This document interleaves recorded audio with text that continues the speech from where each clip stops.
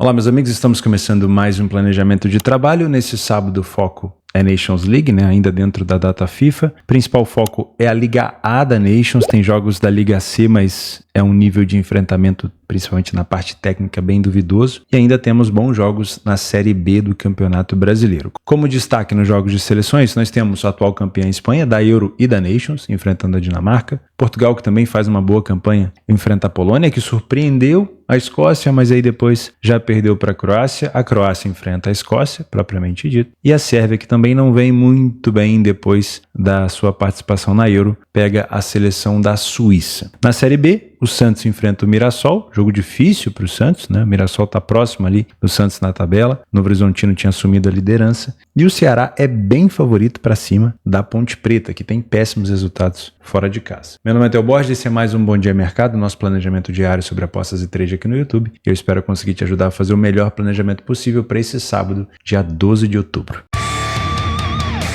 Bom, nosso panorama de trabalho começa, obviamente, na Liga das Nações e eu vou focar na primeira divisão, né? Eu gosto de chamar de divisão 1, divisão A, do que de Liga A, né? A primeira divisão da Nations, onde a gente tem 4 jogos bem importantes. Na Série B, eu separei Santos e Mirassol, mas eu acho que a gente consegue acrescentar também Ceará e Ponte Preta como um jogo complementar, mas dá para ser, se você encontrar uma boa oportunidade, até um jogo principal. Mas vamos começar falando sobre a Nations, tá? Primeiro vamos dar uma olhada na tabela de classificação. A Croácia, com uma cotação de 1,57, pega a Escócia. Vamos dar uma olhada então na tabela de classificação. Primeiro grupo da Liga A, Croácia é a segunda colocada, começou com uma derrota contra a seleção de Portugal. Se não me falha a memória, foi aquele jogo que o Cristiano Ronaldo marcou no finalzinho, né? E depois a Croácia venceu a Polônia por 1-0. Polônia que tinha surpreendido a Escócia, vencido a Escócia por 3-2. Então já é uma Croácia ali dentro da segunda colocação, mas ainda, óbvio, ameaçada. Lembrando que a Croácia foi finalista da Nations do ano passado e acabou perdendo o título para a seleção da Espanha, tá? Acho que a Itália foi terceira colocada contra a Holanda, se não me falha a memória. Então nós temos uma Escócia que até o momento teve 2 derrotas, não marcou mais gols do que sofreu, na verdade teve mais gols sofridos, um saldo de -2, e joga agora fora de casa contra a Croácia. Dentro de casa, a Croácia teve uma vitória. Então, por enquanto, a obrigação de tentar pontuar aqui é a da Escócia, tá? O favoritismo da Croácia, no entanto, ele é mais baixo, o mercado ele espera uma Croácia mais dominante, só que a gente já entendeu que a obrigação de vitória aqui de pontuação é da Escócia. Então talvez a Escócia não faça um jogo tão recuado, tão, vamos dizer assim, acho que é uma palavra muito forte, mas tão covarde. Eu acho que a Escócia vai ser um pouco mais propositiva, ter mais interesse no jogo. E aí, quanto mais baixa é a cotação do favorito, mais cuidado a gente tem que ter. Porque com uma cotação baixa, emocionalmente a gente já pensa, é uma tranquilidade. O favorito vai dominar, vai ter mais posse, vai ter um controle, e a Escócia pode não agir dessa maneira, tá? Então é bom tomar um pouco de cuidado. Claro que, se fosse uma situação diferente, se a Escócia, por exemplo, estivesse na terceira colocação com 3 pontos e fosse a mesma pontuação da Croácia, eu já ia analisar esse jogo num cenário diferente. Eu já iria imaginar uma Escócia mais recuada, pensando em pontuar, quem sabe um gol de contra-ataque, um gol de bola aérea, mas uma Escócia mais resguardada. Por quê? Porque seria a mesma pontuação, pontuar fora contra a Croácia seria muito bom, pensando num confronto contra a Polônia depois. Show de bola, percebe como é que é um cenário diferente? Agora, tendo a Escócia perdido os 2 primeiros jogos, como faltam aqui mais 4 rodadas,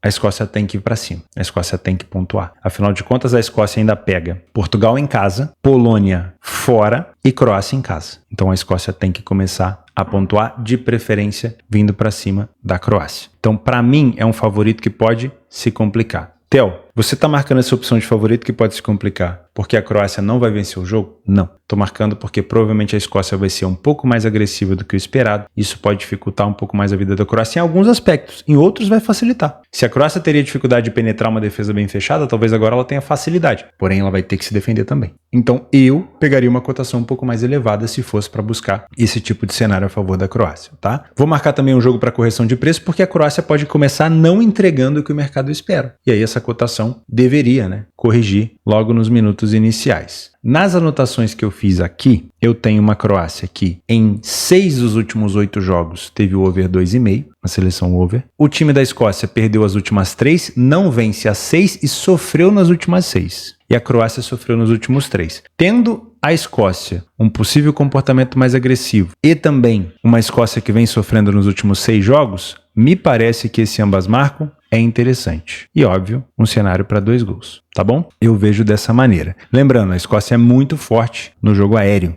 e vai explorar isso de todas as maneiras possíveis. Agora, uma Croácia na frente, com uma Escócia precisando pontuar, vindo para cima, desesperada, dando espaço para contra-ataque, é um jogo potencial para over. O 2,5 me agrada muito. Croácia abriu o placar lá para os 20, 25 minutos do primeiro tempo ou ainda dentro do primeiro tempo. Escócia começou a agir de uma maneira completamente desorganizada, vale a pena pensar no mercado de gols. Tá bom? Aqui, só pra gente falar um pouquinho do PDF de apoio, não tem muita informação porque a Croácia fez apenas um jogo dentro de casa e a Escócia fez apenas um jogo fora de casa, tá? Portugal e Polônia, ou Polônia e Portugal. Portugal vem de 2 vitórias consecutivas, né? Líder do grupo. Se não me falha a memória, no jogo da Escócia foi uma virada, né? Portugal também teve que marcar no final, Cristiano Ronaldo aparecendo como goleador nesses últimos jogos. A Polônia me surpreendeu muito nesse jogo aqui, ó, contra a Escócia. Uma Polônia mais jovem, apostando em jogadores com uma idade menos avançada, né? A gente sempre pensa na Polônia e pensa em Lewandowski, mas é uma Polônia que tem rodado alguns jogadores, tem colocado uma garotada para jogar, e eu gostei muito do jogo que a Polônia fez contra a Escócia. Porém, contra a Croácia já não funcionou tanto. E eu tinha essa expectativa de uma Polônia funcionando, né? Contra uma Croácia mais envelhecida, mas a maturidade aqui acabou vencendo o jogo. E de novo aqui a gente vai ter uma Polônia mais jovem contra um Portugal que não é tão maduro assim, né? Vamos ser sinceros, hoje não é uma seleção de Portugal envelhecida. A gente já se acostumou com Portugal, mas é um Portugal completamente rejuvenescido com o Cristiano Ronaldo ainda dando gás, dando caldo, né? Mas é Portugal que, como eu já falei várias vezes aqui, na minha opinião, Portugal será campeão mundial nas próximas Copas. Não sei se na próxima, mas daqui para frente, provavelmente Portugal será um dos grandes favoritos, mesmo sem o Ronaldo. Portugal está muito bem encaminhado, tá? E a Polônia também tem um time muito veloz. Então é um jogo que eu não consigo discordar dessa cotação de Portugal, porque Portugal está mais preparado, na minha opinião. É um time jovem, mas está mais preparado. E a Polônia poderia ter tido um resultado um pouquinho melhor contra a Croácia para me dar um pouco mais de confiança, tá? Por isso que eu não coloco aqui que o favorito pode se complicar. Acho que é um jogo de novo para Portugal até vencer. O que tem me incomodado em Portugal? Portugal tem sofrido muito. E aí a gente pode pegar os últimos jogos aqui da seleção portuguesa para fazer uma análise, né? Se a gente pegar o primeiro jogo de Portugal contra a Croácia, Portugal ele marcou primeiro aqui aos 7 e depois aos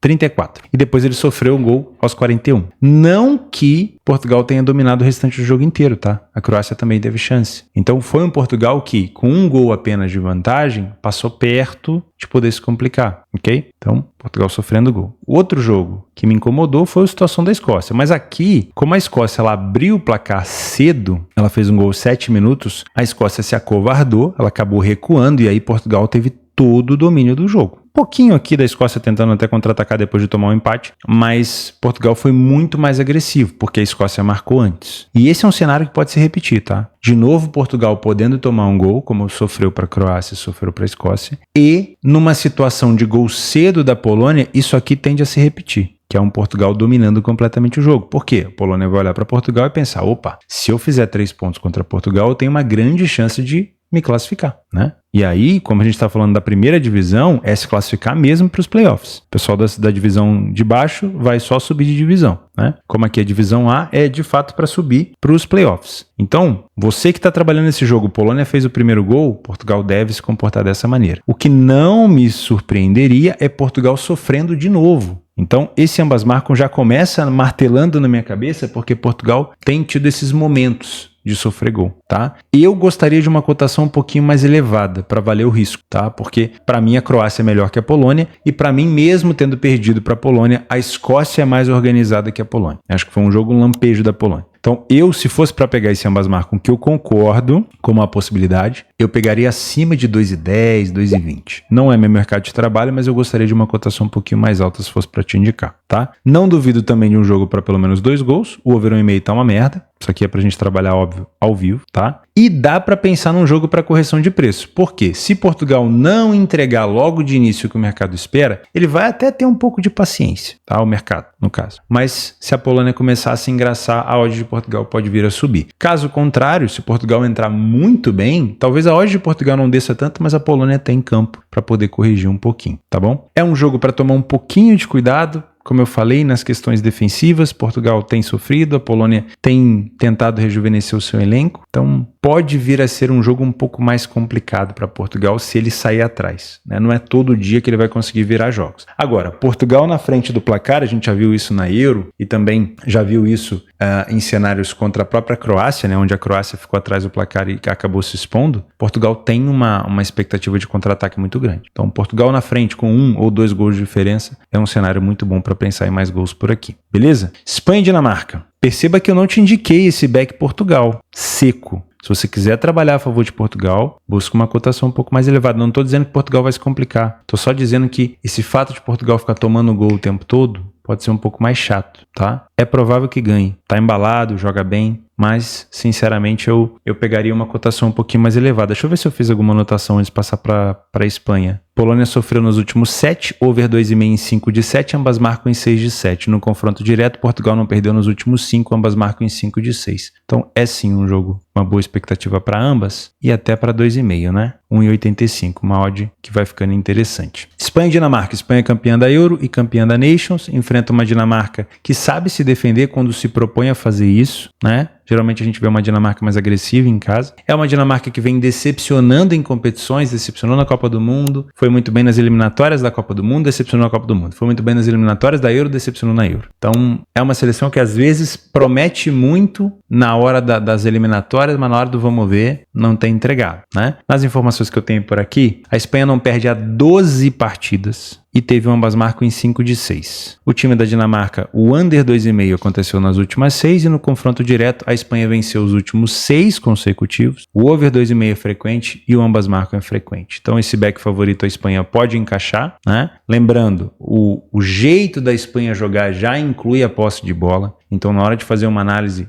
de leitura de jogo, mergulha um pouco mais fundo além da posse. Ah, posse de bola, vou fazer back. Calma. O que mais? Recuperação de segunda bola, a continuidade, a progressão dos ataques, isso tudo conta, tá? E óbvio, uma Dinamarca que não consiga contra-atacar com muita frequência, beleza? Outro cenário cabível é o ambas marcam, né? A Espanha tem sofrido com alguma frequência e nos jogos contra a Dinamarca isso vem acontecendo. Um jogo também para pelo menos 2 gols pode ser interessante. Ficar contra a Espanha aqui eu já não gosto, tá? Eu acho um cenário mais complexo. Só para a gente passar na tabela de classificação, não deixar para lá, a Espanha está aqui, ó, no quarto grupo da Liga A, a Espanha venceu uma partida e empatou uma. E esse empate contra a Sérvia foi bem mentiroso, tá? Esse jogo aqui, ó, que foi 0-0. Esse jogo poderia ter sido no mínimo 2-2, no mínimo, ou um 3-2 para a Espanha. Foi um jogo de muitas oportunidades, inclusive oportunidades criadas também pela Sérvia, que a Espanha acabou se safando e, óbvio, a Espanha também perdeu várias oportunidades, tá? Então a Espanha cede sim oportunidade para os seus adversários. Por isso eu não duvido desse ambas marcam. Podia estar com uma cotação mais alta? Podia, mas eu não duvido. Sérvia e Suíça é jogo para correção de preço, né? Não dá para inventar muita moda por aqui. Eu particularmente gostei muito da participação da Suíça na Euro, porém a Suíça pós-Euro não vem fazendo uma campanha muito boa, né? Depois de ter passado pela Itália na Euro e sido eliminada nos penais para a Inglaterra, a Suíça perdeu para a Dinamarca e tomou uma goleada da Espanha. Tudo bem, jogar contra a Dinamarca lá na Dinamarca é difícil e, obviamente, receber a Espanha é muito complexo, né? E nesse jogo, a Espanha chegou a estar com 2-1 no placar, com um jogador a menos. Foi um jogo onde a Suíça se expôs demais para buscar o empate, não jogou mal, porém a Espanha aproveitou nos contra-ataques. Então foi uma goleada com cara de não goleada, né? Foi mais um aproveitamento do risco que a Suíça decidiu correr. E aí ela acabou sendo punida. Mas não foi um jogo que a Espanha dominou de cabo a rabo, pelo contrário, né? Então, se fosse para escolher entre uma das duas, eu ainda acho que a Suíça é um time melhor do que a Sérvia. Porém, a Sérvia, eu não sei se mudou muito nessa última escalação. Eu posso até dar uma olhada aqui se houve alguma alteração nos nomes da Sérvia, ó.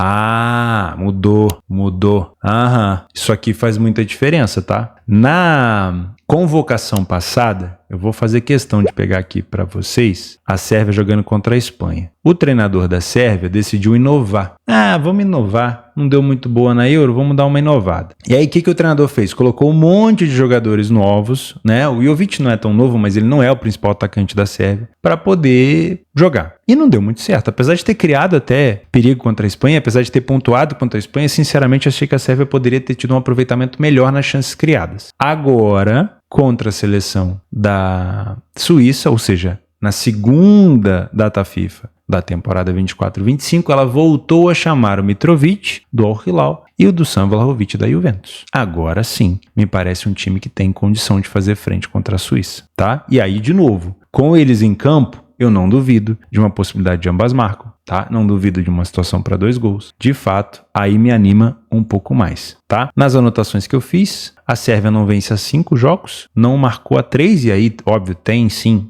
relação com a última convocação, e teve menos de 2,5 nas últimas 5. Já a Suíça perdeu as últimas 3, de novo, né? Tem aqui também uma incidência da derrota na Euro, e depois foram 2 derrotas na Nations, e o Under 2,5 também vem acontecendo. Agora, com a Sérvia, com esses novos atacantes, novos, né? Com a volta de Dusan Vlahovic e Mitrovic, eu gosto bastante de pensar numa Sérvia podendo marcar gol por aqui, e aí, como a Suíça também é uma equipe que costuma marcar, esse ambas marcam me parece interessante. Tá bom? Vamos falar de Série B do Campeonato Brasileiro? Eu não tinha separado Ceará e Ponte, mas eu gosto de pensar nesse jogo. Por quê? Primeiro, classificação. Olha só, Ceará está na 7ª colocação com 45. Como ele perdeu para o Sport, ele já se distanciou um pouquinho aqui da zona do G4, mas ainda dá para buscar. Ainda dá para buscar, faltam 8 rodadas. E a Ponte, fora de casa, é um péssimo adversário. Olha isso. Dentro de casa, o Ceará venceu 10 das 15 partidas que disputou e venceu as últimas 4. 6 das últimas 8. A Ponte Preta venceu apenas uma partida fora de casa e essa vitória foi recentemente, né? Antes daquela última derrota ali. Então é um ataque do Ceará extremamente melhor do que o da Ponte Preta. A Ponte Preta é muito boa em casa, mas bem ruim fora de casa. E é uma defesa do Ceará também muito melhor. O Ceará sai mais na frente do placar, falha menos em marcar, relativamente sofreu com menos frequência, tem um primeiro tempo com mais gols marcados e, obviamente, um segundo tempo também melhor. Então, sim, dá para pensar em alguma coisa nesse jogo. O que não me agrada? Por mais que eu entenda a superioridade, eu não costumo trabalhar cotações muito esmagadas em Série B. Nem contra o Santos, que é vice-líder da competição, eu topo fazer isso. Então, eu só te aconselho trabalhar a favor do Ceará se o Ceará estiver perdendo o jogo para você tentar buscar uma dupla chance ou uma virada. Se o Ceará não conseguir marcar cedo e tentar buscar esse gol com uma cotação do Ceará acima de 2 ou próximo disso, 1,80, 1,90.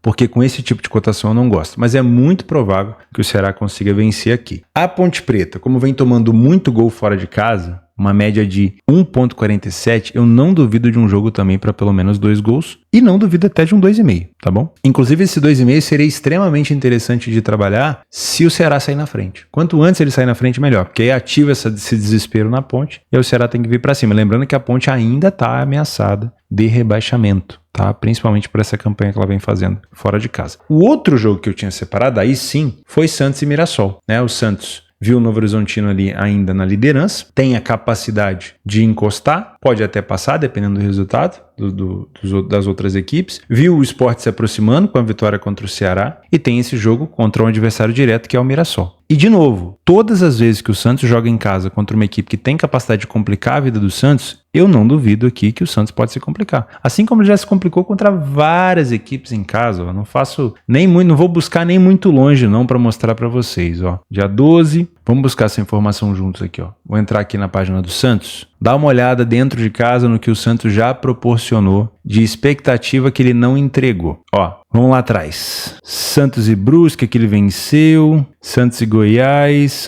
Aqui, ó. Primeiro, Santos e Botafogo, cotação de 1,40, dá pra ver aqui, né? Cotações baixas em Série B, não me enche os olhos. Depois venceu o Ituano. Aqui, ó. 1-1 contra o Sport, de novo uma cotação de 1,65, que é a mesma cotação no dia de hoje, tá? Mesma cotação. Deixa eu ver se tem mais algum aqui. Perdeu pro Avaí com uma cotação de 1,50. Ó, mais um jogo. Vai marcando aí. Dentro de casa também empatou com o Amazonas, com uma cotação de 1,45. Vai somando prejuízo. Contra a Ponte Preta, uma cotação de 1,48, mais um empate. Então imagina ter trabalhado a favor do Santos com esse tipo de cotação aí, 1,40, 1,50, 1,65, 1,48. Você não ia ganhar dinheiro. Não desse jeito. né? Olha aqui, ó. Santos e Novo Horizontino, 1,67. Não é uma cotação extremamente parecida aqui? Se a gente colocar na ponta do lápis, será que não é um jogo para se evitar? Ou para tomar cuidado? Ah, mas venceu o Operário, beleza. Mas aí recuperou quanto daquele prejuízo que já vem dando para quem confia no Santos de olho fechado? Pouco, né? Então, assim, é um favorito que pode se complicar. Não quer dizer que ele não vai vencer, mas eu só te aconselho a trabalhar esse tipo de equipe que já mostrou que pode vacilar. Não tô dizendo que ele não vai perder, que ele não vai ganhar, mas já mostrou que pode vacilar. Só vale se o risco for compensado. Como que se compensa um risco? Com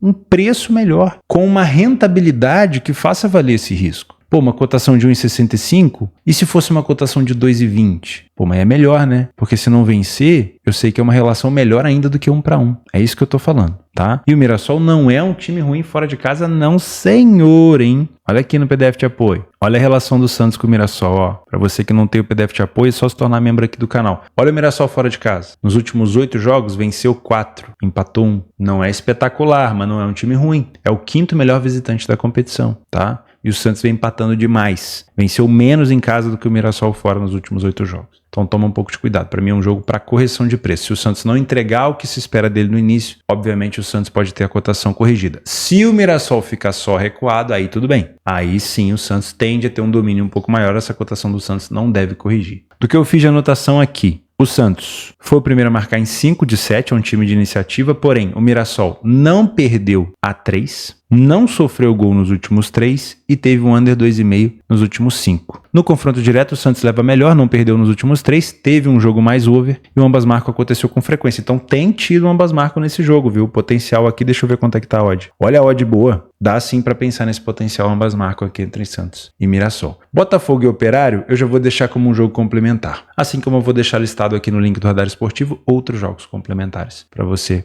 trabalhar nesse sabadão, tá? Muito obrigado pela sua companhia, o espaço está aberto aí para vocês, não esquece do like no vídeo, de se inscrever no canal, apostas são para mais de 18 anos, faça com responsabilidade e cuide bem do seu capital. Um grande abraço, beijo no coração, a gente se vê amanhã.